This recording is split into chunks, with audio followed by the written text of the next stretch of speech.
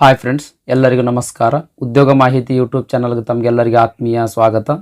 ಅರಣ್ಯ ವೀಕ್ಷಕರ ಹುದ್ದೆಗಳ ನೇಮಕಾತಿಗಾಗಿ ಅರಣ್ಯ ಇಲಾಖೆಯಿಂದ ಅಧಿಸೂಚನೆ ಹೊರಡಿಸಿರುವಂಥದ್ದು. ಈ ಅಧಿಸೂಚನೆಯ ಸಂಪೂರ್ಣ ಮಾಹಿತಿ ಈ ವಿಡಿಯೋದೊಳಗಿರ್ತದೆ. ಹಾಗಾಗಿ ವಿಡಿಯೋ ಸ್ಕಿಪ್ ಮಾಡದಂಗೆ ಕೊನೆ ತನಕ ನೋಡ್ರಿ. ಅರಣ್ಯ ವೀಕ್ಷಕರ ಹುದ್ದೆಗಳೇನದಾವಲ್ರಿ, ಇವು ಗ್ರೂಪ್ ಡಿ ಹುದ್ದೆಗಳ್ರಿ. ಒಟ್ಟು 774 ಹುದ್ದೆಗಳು ಖಾಲಿ ಇರುವಂಥದ್ರಿ. ಖಾಲಿ ಹುದ್ದೆಗಳ ವಿವರದ ಕುರಿತು ನೋಡೋದಾದ್ರೆ 13 ವೃತ್ತಗಳಲ್ಲಿ ಹುದ್ದೆಗಳು ಖಾಲಿ ಇರುವಂಥದ್ರಿ. ಯಾವ ವೃತ್ತಗಳಲ್ಲಿ ಎಷ್ಟೆಷ್ಟು ಹುದ್ದೆಗಳು ಖಾಲಿ ಅದಾವ ಅಂತ ಇಲ್ಲಿ ಮೆನ್ಷನ್ ಮಾಡಿರುವಂಥದ್ದು ನೋಡ್ರಿ. ಕೆನರಾ ವೃತ್ತ 67, ಕೊಡಗು ವೃತ್ತ 32, ಧಾರವಾಡ ವೃತ್ತ 12, ಮಂಗಳೂರು ವೃತ್ತ 54, ಹಾಸನ 31, ಚಿಕ್ಕಮಗಳೂರು 60, ಕಲಬುರಗಿ 6, ಬೆಳಗಾವಿ 42, ಮೈಸೂರು 121, ಬಳ್ಳಾರಿ 64, ಚಾಮರಾಜನಗರ 159, ಬೆಂಗಳೂರು 82, ಶಿವಮೊಗ್ಗ 44. ಈ ರೀತಿ ಒಟ್ಟು 774 ಹುದ್ದೆಗಳು ಖಾಲಿ ಇರುವಂಥದ್ದು ಸ್ನೇಹಿತರೆ. ಈ ಹುದ್ದೆಗಳಿಗೆ ಇಲ್ಲೊಂದು ಅಫೀಸಿಯಲ್ ವೆಬ್ಸೈಟ್ ಕೊಟ್ಟಾರ ನೋಡ್ರಿ. ಈ ಅಫೀಸಿಯಲ್ ವೆಬ್ಸೈಟ್ಗೆ ಹೋಗಿ ಆನ್ಲೈನ್ ಮುಖಾಂತರ ಅರ್ಜಿ ಸಲ್ಲಿಸಬೇಕು. ಅರ್ಜಿ ಸಲ್ಲಿಸ್ಲಕ್ಕೆ ಪ್ರಾರಂಭ ದಿನಾಂಕ ಆಗಸ್ಟ್ 1, 2026. ಅರ್ಜಿ ಸಲ್ಲಿಸ್ಲಕ್ಕೆ ಕೊನೆಯ ದಿನಾಂಕ ಆಗಸ್ಟ್ 31, 2026 ಆಗಿರ್ತದೆ. ಅರ್ಜಿ ಸಲ್ಲಿಸಿದ ಮೇಲೆ ಅರ್ಜಿ ಶುಲ್ಕ ಪಾವತಿ ಮಾಡೋಕ್ಕೆ 2 ದಿನಗಳ ಕಾಲಾವಕಾಶ ನೀಡಿರುವಂಥದ್ದು. ಅಂದ್ರೆ ಅರ್ಜಿ ಶುಲ್ಕ ಪಾವತಿ ಮಾಡೋಕ್ಕೆ ಕೊನೆಯ ದಿನಾಂಕ ಸೆಪ್ಟೆಂಬರ್ 2, 2026 ಆಗಿರುವಂಥದ್ದು ರೀ. ನೆಕ್ಸ್ಟ್ ಅರ್ಜಿ ಶುಲ್ಕದ ಕುರಿತು ನೋಡೋದಾದ್ರೆ ಜನರಲ್ ಕ್ಯಾಟಗರಿ, ಆಮೇಲೆ ಕ್ಯಾಟಗರಿ 2A, 2B, 3A, 3Bಗೆ ಸೇರಿದ ಪುರುಷ ಅಭ್ಯರ್ಥಿಗಳಿಗೆ 200 ರೂಪಾಯಿ ಅರ್ಜಿ ಶುಲ್ಕ ಇರ್ತದೆ. ಮಹಿಳಾ ಅಭ್ಯರ್ಥಿಗಳು ಅಥವಾ ತೃತೀಯ ಲಿಂಗ ಅಭ್ಯರ್ಥಿಗಳಿಗೆ 100 ರೂಪಾಯಿ ಅರ್ಜಿ ಶುಲ್ಕ ಇರುವಂಥದ್ದು. ನೆಕ್ಸ್ಟ್ SC, ST ಕ್ಯಾಟಗರಿ 1ಗೆ ಸೇರಿದ ಪುರುಷ ಅಭ್ಯರ್ಥಿಗಳಿಗೆ 100 ರೂಪಾಯಿ, ಮಹಿಳಾ ಅಭ್ಯರ್ಥಿಗಳಿಗೆ ಅಥವಾ ತೃತೀಯ ಲಿಂಗ ಅಭ್ಯರ್ಥಿಗಳಿಗೆ 50 ರೂಪಾಯಿ. ನೆಕ್ಸ್ಟ್ ಇನ್ನು ಅಂಗವಿಕಲ ಅಭ್ಯರ್ಥಿಗಳಿಗೆ ಯಾವುದೇ ರೀತಿಯ ಅರ್ಜಿ ಶುಲ್ಕ ಇರಂಗಿಲ್ಲ ಸ್ನೇಹಿತರೆ. ಓಕೆ ರೀ.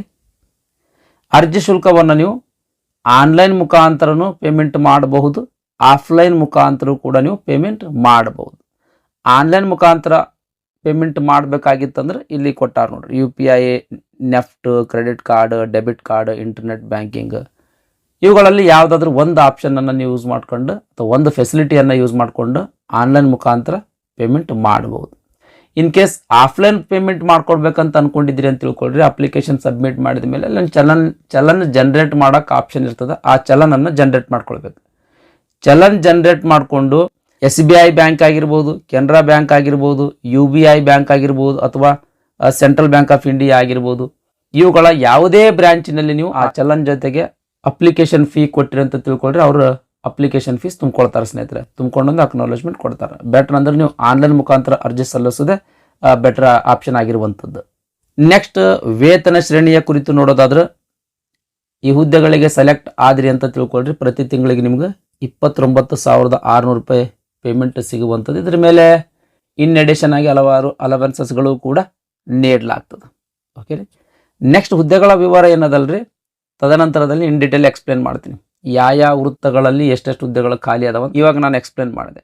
ಆ ವೃತ್ತಗಳಲ್ಲಿ ಯಾವ್ಯಾವ ವಿಭಾಗಗಳಲ್ಲಿ ಎಷ್ಟೆಷ್ಟು ಹುದ್ದೆಗಳದಾವ, ಆ ವಿಭಾಗಗಳಲ್ಲಿ ಯಾವ್ಯಾವ ಕ್ಯಾಟಗರಿಗೆ ಎಷ್ಟೆಷ್ಟು ಹುದ್ದೆಗಳದಾವ ಅಂತ ಅನ್ನೋದ್ರ ಕುರಿತು ಇನ್ನೊಂದು ವಿಡಿಯೋ ಅಪ್ಲೋಡ್ ಮಾಡ್ತೀನಿ ಸ್ನೇಹಿತರೆ.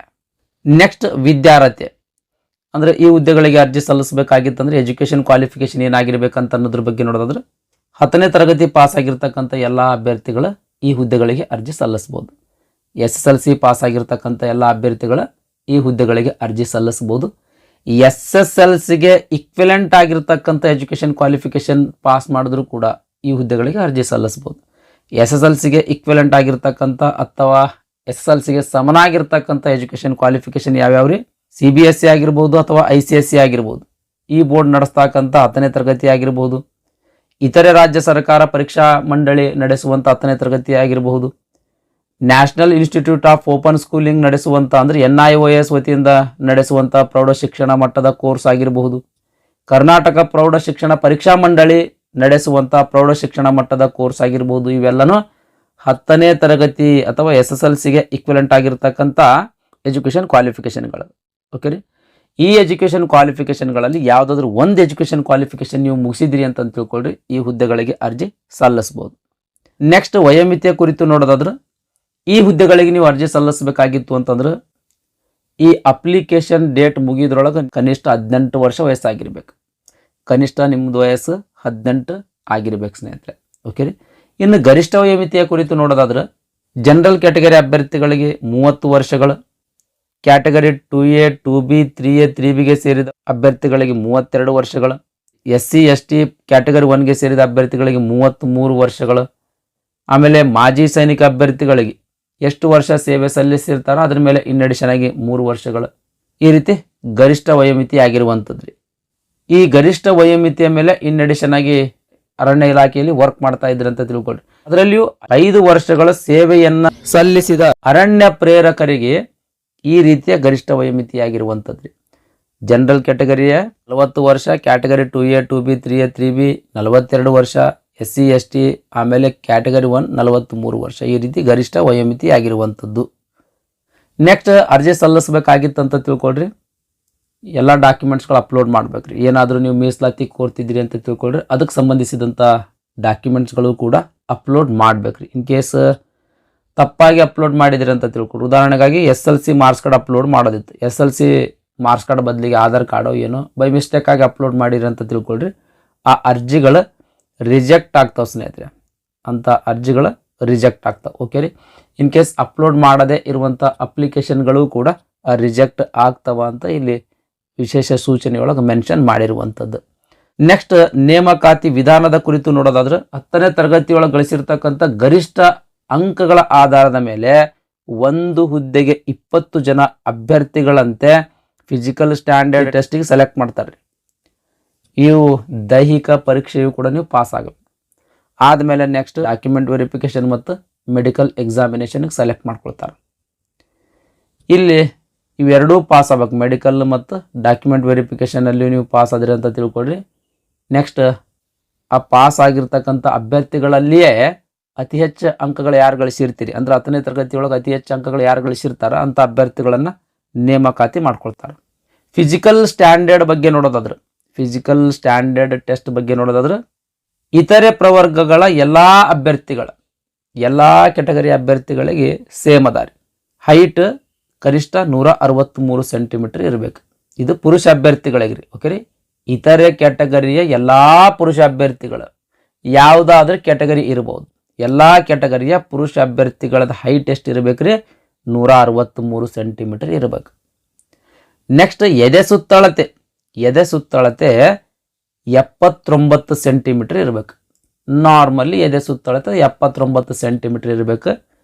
ಎದೆ ಹಿಗ್ಗಿಸಿದಾಗ ಕನಿಷ್ಠ 5 ಸೆಂಟಿಮೀಟರ್ ಎದೆ ವಿಸ್ತರಣೆ ಆಗಬೇಕು. ಇನ್ನು ಅರಣ್ಯ ಬುಡಕಟ್ಟು ಪರಿಶಿಷ್ಟ ಪಂಗಡದ ಅಭ್ಯರ್ಥಿಗಳು, ಈ ಅರಣ್ಯ ಬುಡಕಟ್ಟು ಪರಿಶಿಷ್ಟ ಪಂಗಡದ ಪುರುಷ ಅಭ್ಯರ್ಥಿಗಳಿಗೆ ಎತ್ತರ 152 ಸೆಂಟಿಮೀಟರ್ ಇರಬೇಕು. ಈ ಅಭ್ಯರ್ಥಿಗಳದ ಹೈಟ್ 152 ಸೆಂಟಿಮೀಟರ್ ಇರಬೇಕು. ಎದೆ ಸುತ್ತಳತೆ 74 ಸೆಂಟಿಮೀಟರ್ ಇರಬೇಕು. ಎದೆ ಹಿಗ್ಗಿಸಿದಾಗ 5 ಸೆಂಟಿಮೀಟರ್ ಎದೆ ವಿಸ್ತರಣೆಯಾಗಬೇಕು ಸ್ನೇಹಿತರೆ.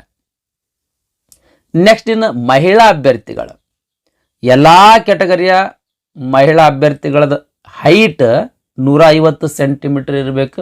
ಅವ್ರದ್ದು ತೂಕ 40 kg ಇರಬೇಕು. ಅಂದ್ರೆ ವೇಟ್ 40 kg ಇರಬೇಕು ಸ್ನೇಹಿತರೆ.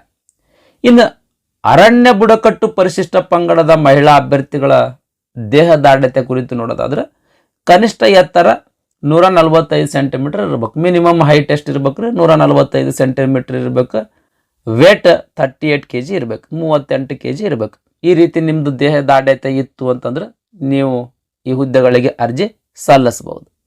ನೆಕ್ಸ್ಟ್ ಈ ಕೆಳಕಂಡ ದೈಹಿಕ ನ್ಯೂನತೆ ಹೊಂದಿರತಕ್ಕಂಥ ಅಭ್ಯರ್ಥಿಗಳ ಈ ಹುದ್ದೆಗಳಿಗೆ ಅರ್ಜಿ ಸಲ್ಲಿಸುವಂತಿಲ್ಲ ಸ್ನೇಹಿತರೆ. ಏನ್ರಿ? ತಾಗು ಮಂಡಿಗಳಾಗಿರ್ಬೋದು, ಬಾಗಿದ ಕಾಲುಗಳಾಗಿರ್ಬೋದು, ಚಪ್ಪಟೆ ಪಾದ ಆಗಿರ್ಬೋದು, ನರ ಊತ ಇರುವವರಾಗಿರಬಹುದು, ಮಾತನಾಡಕ್ಕೆ ಮತ್ತು ಕೇಳುವ ಸಾಮರ್ಥ್ಯದಲ್ಲಿ ತೊಡಕಿದ್ದವರಾಗಿರಬಹುದು. ಆಮೇಲೆ ಪುರುಷ ಅಭ್ಯರ್ಥಿಗಳಿಗೆ ಅಂಡವಾಯು ಆಗಿರ್ಬೋದು, ದೃಷ್ಟಿ ಆಗಿರ್ಬೋದು, ವರ್ಣಾಂಧತ್ವ ಆಗಿರ್ಬೋದು, ಇರುಳು ಕುರುಡಾಗಿರ್ಬೋದು. ಇವಿಷ್ಟು ಅಂಗವಿಕಲ ಇರ್ತಕ್ಕಂಥ ಅಭ್ಯರ್ಥಿಗಳ ಈ ಹುದ್ದೆಗಳಿಗೆ ಅರ್ಜಿ ಸಲ್ಲಿಸಕ್ಕೆ ಎಲಿಜಿಬಲ್ ಇರಂಗಿಲ್ಲ ರೀ. ನೆಕ್ಸ್ಟ್ ಫಿಸಿಕಲ್ ಸ್ಟ್ಯಾಂಡರ್ಡ್ ಟೆಸ್ಟ್ ಆದಮೇಲೆ ಫಿಸಿಕಲ್ ಎಂಜುರೆನ್ಸ್ ಟೆಸ್ಟ್. ಓಕೆ ರೀ. ಫಿಸಿಕಲ್ ಎಂಜುರೆನ್ಸ್ ಟೆಸ್ಟ್ ನೋಡ್ರಿ, ಪುರುಷ ಅಭ್ಯರ್ಥಿಗಳಿಗೆ 1600 ಮೀಟರ್ ರನ್ನಿಂಗ್ ಇರ್ತದೆ. 7 ನಿಮಿಷದೊಳಗೆ ಕಂಪ್ಲೀಟ್ ಮಾಡಬೇಕು. ನೆಕ್ಸ್ಟ್ ಮಹಿಳಾ ಅಭ್ಯರ್ಥಿಗಳಿಗೆ ಮತ್ತು ಮಾಜಿ ಸೈನಿಕ ಅಭ್ಯರ್ಥಿಗಳಿಗೆ 1000 ಮೀಟರ್ ಓಟ ಇರ್ತದೆ, ಅಂದ್ರೆ 1000 ಮೀಟರ್ ರನ್ನಿಂಗ್ ಇರ್ತದೆ, 6 ನಿಮಿಷದೊಳಗೆ ಕಂಪ್ಲೀಟ್ ಮಾಡ್ಬೇಕು ಸ್ನೇಹಿತರೆ. ಓಕೆ ರೀ, ಇದು ಫಿಸಿಕಲ್ ಎಂಜುರಿಯನ್ಸ್ ಟೆಸ್ಟ್. ಈ ಫಿಸಿಕಲ್ ಎಂಜುರಿಯನ್ಸ್ ಟೆಸ್ಟಲ್ಲಿ ಪಾಸ್ ಆದ್ರಿ ಅಂತ ತಿಳ್ಕೊಳ್ರಿ, ನೆಕ್ಸ್ಟ್ ನಿಮ್ಗೆ ಫಿಸಿಕಲ್ ಎಫಿಷಿಯನ್ಸಿ ಟೆಸ್ಟಿಗೆ ಸೆಲೆಕ್ಟ್ ಮಾಡ್ತಾರೆ. ಫಿಸಿಕಲ್ ಎಫಿಷಿಯನ್ಸಿ ಟೆಸ್ಟಿಗೆ ಸೆಲೆಕ್ಟ್ ಮಾಡ್ತಾರೆ. 5 ಟೆಸ್ಟ್ಗಳು ಇರ್ತಾವ್ರಿ, ಇಲ್ಲಿ 5 ಟೆಸ್ಟ್ಗಳದಾವೆ ನೋಡ್ರಿ. ಈ 5 ಟೆಸ್ಟ್ಗಳಲ್ಲಿ ಮಿನಿಮಮ್ 3ರಲ್ಲಿ ಪಾಸ್ ಆಗ್ಬೇಕ್ರಿ. ಮಿನಿಮಮ್ 3 ಪರೀಕ್ಷೆಗಳಲ್ಲಿ ಕಡ್ಡಾಯವಾಗಿ ತೆರಗಡೆ ಹೊಂದತಕ್ಕದ್ದು. 3ರಲ್ಲಿ ಪಾಸ್ ಆದಿರಿ ಅಂತ ತಿಳ್ಕೊಳ್ರಿ, ನೆಕ್ಸ್ಟ್ ರಿಕ್ರೂಟ್ಮೆಂಟ್ ಪ್ರೊಸೆಸಿಗೆ ನಿಮಗೆ ಸೆಲೆಕ್ಟ್ ಮಾಡ್ಕೊಳ್ತಾರೆ. ಇನ್ ಕೇಸ್ ಇಲ್ಲಿ ಫೇಲ್ ಆದಿರಿ ಅಂತಂದ್ರೆ ನೆಕ್ಸ್ಟ್ ರಿಕ್ರೂಟ್ಮೆಂಟ್ ಪ್ರೊಸೆಸಿಗೆ ನಿಮಗೆ ಸೆಲೆಕ್ಟ್ ಮಾಡ್ಕೊಳ್ಳಂಗಿಲ್ಲ. ಮೊದಲನೇದು 100 ಮೀಟರ್ ರನ್ನಿಂಗ್ ಇರ್ತದೆ. 100 ಮೀಟರ್ ರನ್ನಿಂಗ್ ಇರ್ತದೆ. ಪುರುಷ ಅಭ್ಯರ್ಥಿಗಳ 15 ಸೆಕೆಂಡ್ದೊಳಗೆ ಆ 100 ಮೀಟರ್ ರನ್ನಿಂಗ್ ಕಂಪ್ಲೀಟ್ ಮಾಡ್ಬೇಕು, ಅಂದ್ರೆ ಓಡಿಗೆಸಿಂದ ಕಂಪ್ಲೀಟ್ ಮಾಡ್ಬೇಕು. ಮಹಿಳಾ ಹಾಗೂ ಮಾಜಿ ಸೈನಿಕ ಅಭ್ಯರ್ಥಿಗಳ ಈ 100 ಮೀಟರ್ ರನ್ನಿಂಗ್ ಅನ್ನ 18.5 ಸೆಕೆಂಡ್ದೊಳಗೆ ಕಂಪ್ಲೀಟ್ ಮಾಡ್ಬೇಕು. ರನ್ನಿಂಗ್ ಅನ್ನ ಕಂಪ್ಲೀಟ್ ಮಾಡಬೇಕು, ಒಂದನೇದ್ದು.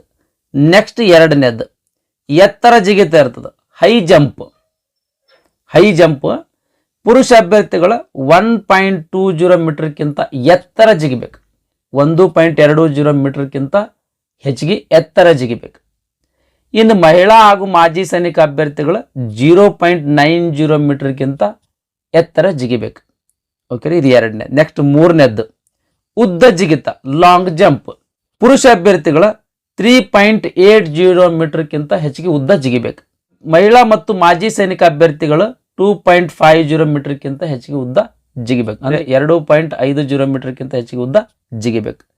ನೆಕ್ಸ್ಟ್ ನಾಲ್ಕನೇದು ಶಾರ್ಟ್ ಪುಟ್ ಅಂದ್ರೆ ಗುಂಡೆಸೆತ ಸ್ನೇಹಿತರೆ. ಪುರುಷ ಅಭ್ಯರ್ಥಿಗಳಿಗೆ 16 LB ವೇಟ್ ಇರ್ತಕ್ಕಂಥ ಗುಂಡನ್ನ ಕೊಡ್ತಾರೆ. ಮಹಿಳಾ ಅಭ್ಯರ್ಥಿಗಳಿಗೆ 8 LBದ ವೇಟ್ ಇರ್ತಕ್ಕಂಥ ಗುಂಡನ್ನ ಕೊಡ್ತಾರೆ. ಪುರುಷ ಅಭ್ಯರ್ಥಿಗಳ 5.60 ಮೀಟರ್ಗಿಂತ ಹೆಚ್ಚಿಗೆ ದೂರ ಎಸಿಬೇಕು ಸ್ನೇಹಿತರೆ. ಆ ಗುಂಡನ್ನ ಅಷ್ಟು ದೂರಕ್ಕಿಂತ ಹೆಚ್ಚಿಗೆ ಎಸಿಬೇಕು, ಅಂದ್ರೆ 5.60 ಮೀಟರ್ಗಿಂತ ಹೆಚ್ಚಿಗೆ ದೂರ ಎಸಿಬೇಕು. ನೆಕ್ಸ್ಟ್ ಮಹಿಳಾ ಮತ್ತು ಮಾಜಿ ಸೈನಿಕ ಅಭ್ಯರ್ಥಿಗಳ 3.76 ಮೀಟರ್ಗಿಂತ ಹೆಚ್ಚಿಗೆ ದೂರ ಎಸಿಬೇಕು ಸ್ನೇಹಿತರೆ. ಆ ಗುಂಡನ್ನ ಎಸಿಬೇಕು. ನೆಕ್ಸ್ಟ್ 5A 800 ಮೀಟರ್ ರನ್ನಿಂಗ್ ಇರ್ತದೆ. ಮತ್ತೆ ರನ್ನಿಂಗ್ ಬಂತಿಲ್ಲಿ 800 ಮೀಟರ್ ರನ್ನಿಂಗ್ ಇರ್ತದೆ. ಪುರುಷ ಅಭ್ಯರ್ಥಿಗಳ 2 ನಿಮಿಷ 50 ಸೆಕೆಂಡ್ಗಳಲ್ಲಿ 800 ಮೀಟರ್ ರನ್ನಿಂಗ್ ಅನ್ನ ಕಂಪ್ಲೀಟ್ ಮಾಡಬೇಕು. ಮಹಿಳಾ ಮತ್ತು ಮಾಜಿ ಸೈನಿಕ ಅಭ್ಯರ್ಥಿಗಳಿಗಾಗಿ 200 ಮೀಟರ್ ರನ್ನಿಂಗ್ ಇರ್ತದೆ. 40 ಸೆಕೆಂಡ್ದೊಳಗೆ ಕಂಪ್ಲೀಟ್ ಮಾಡಬೇಕು. ಈ ರೀತಿ 5 ಎಕ್ಸಾಮ್ಗಳು ಇರುವಂಥದ್ದು, 5 ಟೆಸ್ಟ್ಗಳು ಇರುವಂಥದ್ದು. ಈ 5ರಲ್ಲಿ ಮಿನಿಮಮ್ 3ರಲ್ಲಿ ನೀವು ಪಾಸ್ ಆಗಬೇಕು. 3ರಲ್ಲಿ ನೀವು ಪಾಸ್ ಆಗ್ಬೇಕು ಸ್ನೇಹಿತರೆ.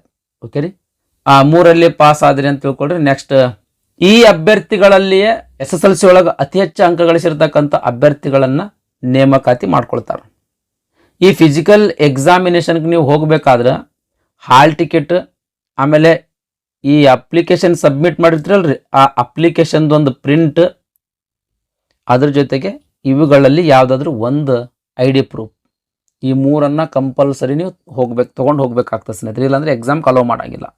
ಹಾಲ್ ಟಿಕೆಟ್, ಈ ಹುದ್ದೆಗೆ ಅರ್ಜಿ ಸಲ್ಲಿಸಿದ ಮೇಲೆ ಒಂದು ಅಪ್ಲಿಕೇಶನ್ ಜನರೇಟ್ ಆಗಿರ್ತದೆ, ಆ ಅಪ್ಲಿಕೇಶನ್ದೊಂದು ಜೆರಾಕ್ಸ್, ಆಮೇಲೆ ಇವು ಏನು ID ಕಾರ್ಡ್ ಕೊಟ್ಟನಲ್ರಿ, ಇವುಗಳಲ್ಲಿ ಯಾವುದಾದ್ರೂ ಒಂದು ID ಕಾರ್ಡ್, ಇವಿಷ್ಟು ಡಾಕ್ಯುಮೆಂಟ್ಸ್ಗಳ ಜೊತೆಗೆ ನೀವು ಎಕ್ಸಾಮ್ಗೆ ಹೋಗ್ಬೇಕು ಸ್ನೇಹಿತರೆ. ಓಕೆ ರೀ, ಇನ್ ಕೇಸ್ ಇವುಗಳಲ್ಲಿ ಯಾವುದಾದ್ರೂ ಒಂದು ಮಿಸ್ ಮಾಡಿರಿ ಅಂತ ತಿಳ್ಕೊಳ್ರಿ, ಎಕ್ಸಾಮ್ಗೆ ನಿಮ್ಗೆ ಅಲೋ ಮಾಡಂಗಿಲ್ಲ. ನೆಕ್ಸ್ಟ್ ಮೀಸಲಾತಿ ಕೋರ ಬಯಸುವಂಥ ಅಭ್ಯರ್ಥಿಗಳ ಅದಕ್ಕೆ ಸಂಬಂಧಪಟ್ಟಂಥ ಡಾಕ್ಯುಮೆಂಟ್ಸ್ಗಳು ರೆಡಿ ಇಟ್ಕೊಳ್ಬೇಕ್ರಿ. ಉದಾಹರಣೆಗಾಗಿ ಮಾಜಿ ಸೈನಿಕ ಅಂತ ಮೀಸಲಾತಿ ತಗೊಳ್ಳೋದಾಗಿರ್ಬೋದು, ಕನ್ನಡ ಮಾಧ್ಯಮ ಆಗಿರ್ಬೋದು, ಗ್ರಾಮೀಣ ಅಭ್ಯರ್ಥಿ ಆಗಿರ್ಬೋದು, ಯೋಜನಾ ನಿರಾಶ್ರಿತರಾಗಿರ್ಬೋದು, ಆಮೇಲೆ ತೃತೀಯ ಲಿಂಗ ಅಂತ ಆಗಿರ್ಬೋದು. ಈ ರೀತಿ ಮೀಸಲಾತಿ ತಗೊಳ್ತೀರಿ ಅಂತ ತಿಳ್ಕೊಳ್ರಿ, ಅದಕ್ಕೆ ಸಂಬಂಧಿಸಿದಂಥ ಸರ್ಟಿಫಿಕೇಟ್ ನೀವು ರೆಡಿ ಇಟ್ಕೊಳ್ಬೇಕು ಸ್ನೇಹಿತರೆ. ಡಾಕ್ಯುಮೆಂಟ್ ವೆರಿಫಿಕೇಶನ್ನ ಸಮಯದಲ್ಲಿ ಆ ಎಲ್ಲ ಡಾಕ್ಯುಮೆಂಟ್ಸ್ಗಳು ಚೆಕ್ ಮಾಡ್ತಾರೆ. ಓಕೆ ರೀ.